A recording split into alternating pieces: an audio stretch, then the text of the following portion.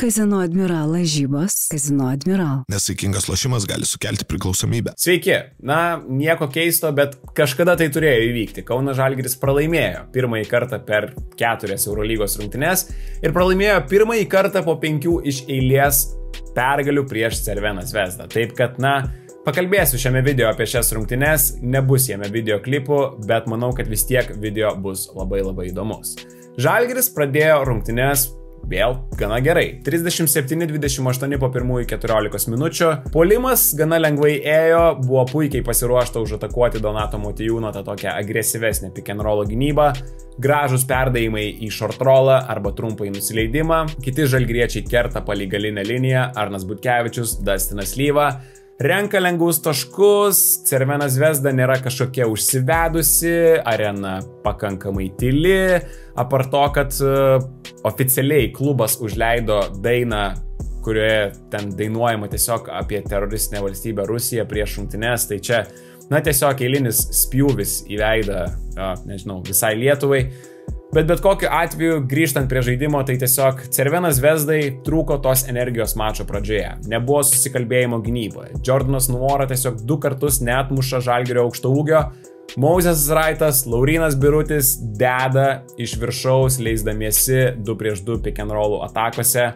Žalgiris užpuola greitose atakose po prastų Zvezdos atakų. Žodžiu, atrodė, kad Žalgiris gal net lengvai nueis į pergalę, bet viskas pasikeitė po 14 rungtynių minutės ir po dar vienos Zvezdos pertraukėlės. Pradėkime nuo gynybos. Ir čia turbūt, nežinau, ar jūs pastebėjote šiandien, bet kiek kartų Silvenas Francisco buvo užatakuota šiandien, senai neteko matyti, kad kažkuri kita komanda būtų buvusi užatakavusi jį daugiau. Jordanas Nwora buvo tas žmogus, kuris naudojasi Silveno Francisco gynybos liapsusais ir tiesiog 6 ar galbūt net 7 kartus, 6-7 atakas Jordanas Nwora pelnė taškus būtent žaisdamas prieš Silveną Francisco. Tai tame penkete, tame bent jau starto penkete jis yra tas žmogus, kaip sakyčiau, antra galbūt opcija, kurią varžovai norėtų atakuoti ir man buvo šiek tiek net keista, kad pavyzdžiui Feneris arba Monako komanda su Maiku Jamesu, kai Silvenas Francisco dengė jį, netiek jau daug bandė atakuoti ir rinktis būtent žaisti per Silveną Francisco.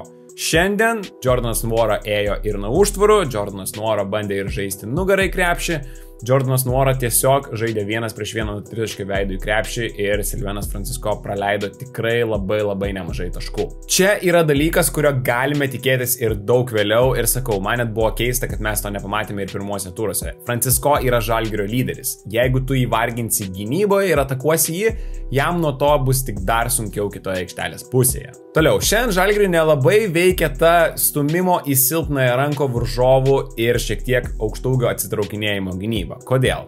Zvezda, akivaizdu, kad tą matė, Zvezda tą laukė. Kelis kartus pamatėme, kaip pavyzdžiui Cody Milleris McIntyras pasiema ant savęs savo varžovą, savo ant nugaros pasiema žaidėją ir tuomet besileidintis aukštaūgis neleidžiasi link krepšio, bet leisdamasis link krepšio taip, bet stato užtvarą savo žmogui. Tai yra blokuoja Birutį ar Mozesą Raitą nuo bet kokio lanko saugojimo, vadinamoji Gortato užtvara. Ir Cody Milleris McIntyras taip kelis bent jau kartus pelnė lengvus taškus. Po to kelis kartus, kaip ir būna dažnai šioje gynyboje, Mozesas Raitas neteisingai pasirinko savo pozicijas, matėme ir vieną alijų apdėjimą pirmoje pusėje rungtynių. Taip pat tikrai Žalgirio gynėjai, ypatingai Modolo ir Silvenas Francisco, nebuvo šiandien galbūt tokie aktyvūs ir energingi. Bandydami išlysti iš tų užtvarų, suteikdavo per daug laisvės ir pavyzdžiui Jago Dos Santosas tikrai turi daugiau greičio galbūt negu kiti Eurolygos gynėjai ir susikurdavo daugiau erdvės ir galėdavo išmesti lengviau tą floaterį metimą. Taip, jis vis tiek nėra efektyvus, bet kai tu suteiki daugiau laisvės jam, tai tikrai kiti žaidėjai pataiko aukštesnių procentų tuos metimus. Dar vienas dalykas, kuris krito prieš pereinant prie Žalgirio puolimo, tai yra, nereikalingų pražangų kiekis šiandien. Ir ne tik. Pavyzdžiui, prieš Müncheno Bayerną irgi buvo antroje pusėje, kuomet Bayernas kažkiek bandė sugrįžti, kelios tokios labai nereikalingos pražangos.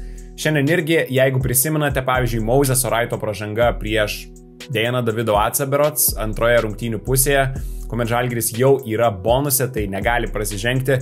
Pražanga prieš tritaškio, kuomet Davidovacas tiesiog varosi kamuolį į kairę pusę ir galbūt ten nori žaisti handoffą 2-2. Na, jis tikrai netakos po driblingo iš vidutinio nuotolio arba iš tritaškio, bet Mozesas Raitas ten ginasi rankomis, tai yra pražanga, tai yra 2 lengvi baudų metimai.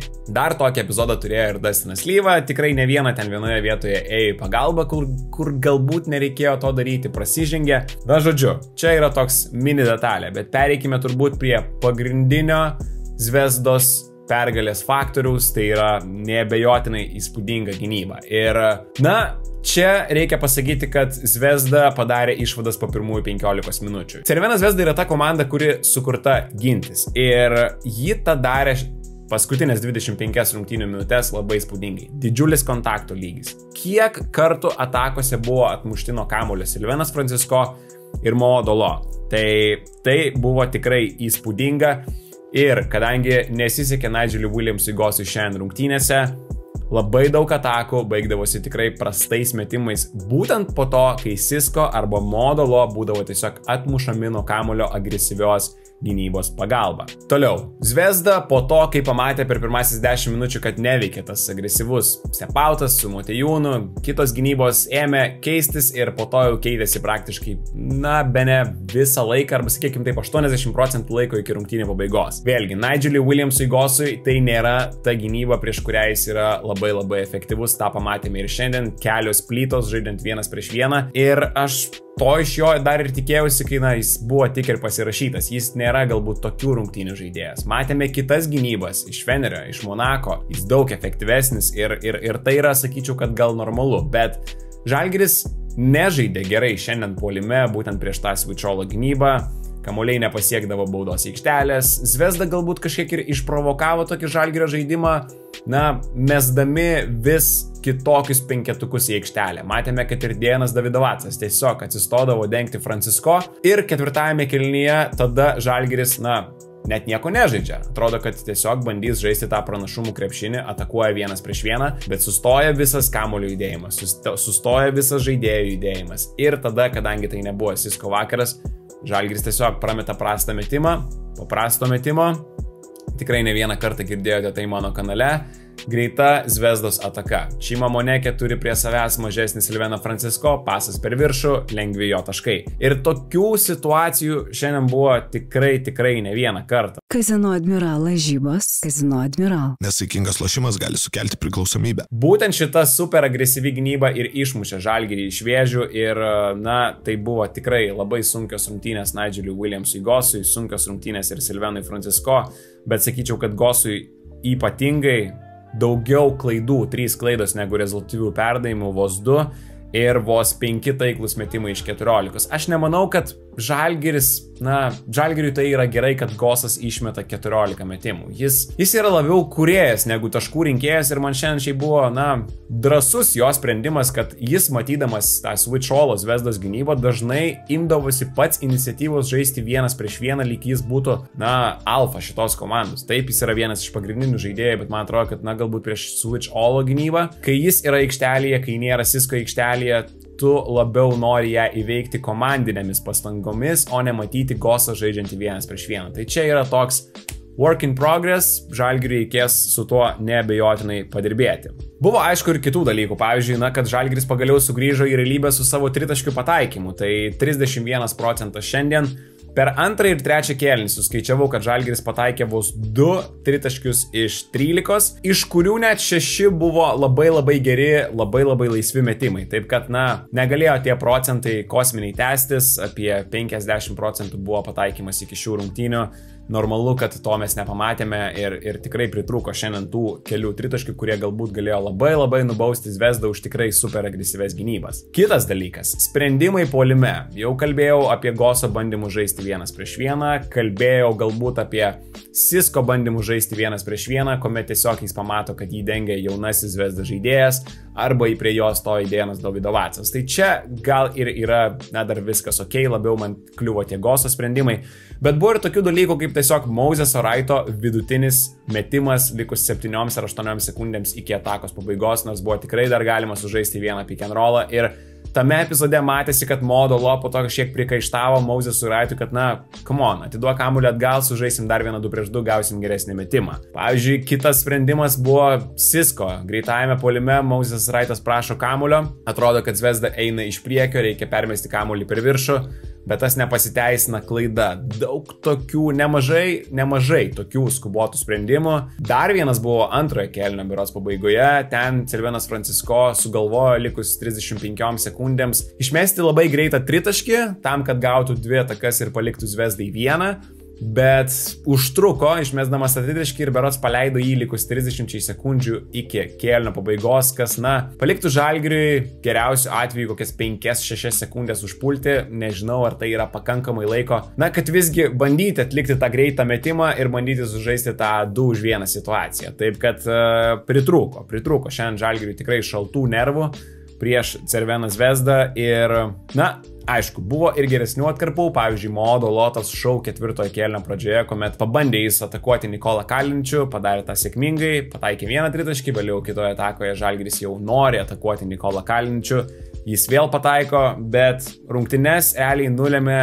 būtent ta agresyvi Zvezdos gynyba. Keli epizodai iš 4 kėlinio, kurie man įsiminė. Vėlgi, manau, kad labai čia gerai sužaidė naujasis senasis treneris Saša Obradovičius, tiesiog Dejaną Davidovacą išleisdamas į aikštelę. 4-5 pozicijos žaidėją, kuris 4 kėlinyje žaidė kaip 2-3 pozicijos žaidėjas. Cisco bandė žaisti 1-1, tie keli aiso nepavyko, tada kitoje aikštelės pusėje Davidovacas turi pranašumą prieš berods Arną Butkevičių toje gal situacijoje ir ten ir vyksta Zvezdos žaidimas nugarai krepšį. Ir kas atsitinka? Mosesas Wrightas dengia Donatą Motiejūną berods ant tritaškio ir stovi kažkur ant baudos linijos. Žalgirio gynyba, kuomet varžovai žaidžia nugarai krepšį, yra tokia, kad atsistojama į 2-3 išsidėstymą, Mosesas Wrightas turi būti per vidurį, turi būti žmogus ir geriausia, kad tai būtų aukštaūgis, žodžiu, po krepšiu. Jeigu Davidovacas sukasi į galinę liniją, ten turi būti Mosesas Wrightas. Jo ten nebuvo, jis stovėjo maždaug ant baudos linijos ir Tomas Masiulis iš karto paėmė mintas pertraukėlę, ten buvo, didžiulis rėkimas ant Moseso Wrighto, kad jo ten nėra, komandinės gynybos klaida ir vėlgi, dalykas, su kuriuo teks susitaikyti ir teks su kuriuo dirbti Mosesui Wrightui. Tai jo tas vietos užsiėmimas gynyboje aikštelėje bus neabejotinai nemažas klaustukas visą šį sezoną. Tai čia norėtųsi pamatyti jo tiesiog progreso sezono metu. Ir toliau buvo Žalgirio 2 atakos, kuomet, ką ir minėjau jau šiame video, 2 pagrindiniai Žalgirio perimetro žaidėjai buvo tiesiog atkirsti nuo kamuolio. Iš pradžių Šemi Audželiai atkerta nuo kamuolio Silveną Francisco, Žalgiris suklysta, Zvezda nubėga į greitą ataką. Po kelių atakų tas pats Davidovacas nublokuoja nuo kamuolio, atkerta nuo kamuolio Modolo.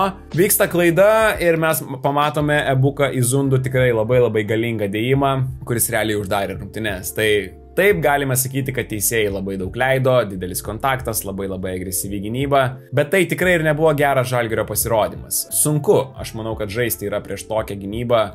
4 ture nedaug komandų Eurolygoje gali pasiūlyti tokį ūgį, tokią agresiją per tiek daug pozicijų. Tai nemanau, kad čia reiktų daryti kažkokią tai didžiulę tragediją iš šito pralaimėjimo, nepaisant to, kad Cervenai Zvezdai trūksta 6 ar 7 žaidėjų, iš kurių 4 ar 5 būtų vos ne pagrindinėje jų rotacijoje. Čia jau jų bėdos, Žalgiriui tai yra puikiai pamoka, kurias detalės reikia tobulinti ir manau, kad Žalgiris padarys iš to išvadas ir tikrai bus į naudą šitas pralaimėjimas. Taip kad tiek apie šias rungtynes, video didesnis bus po rungtynių su Milanu. Jeigu jums patiko mano įžvalgos, kaip visada nepamirškite paspausti like.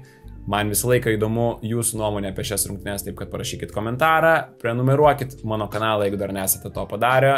Ačiū, kad žiūrit ir pasimatysim jau greitai už poros dienų kitame video. Iki!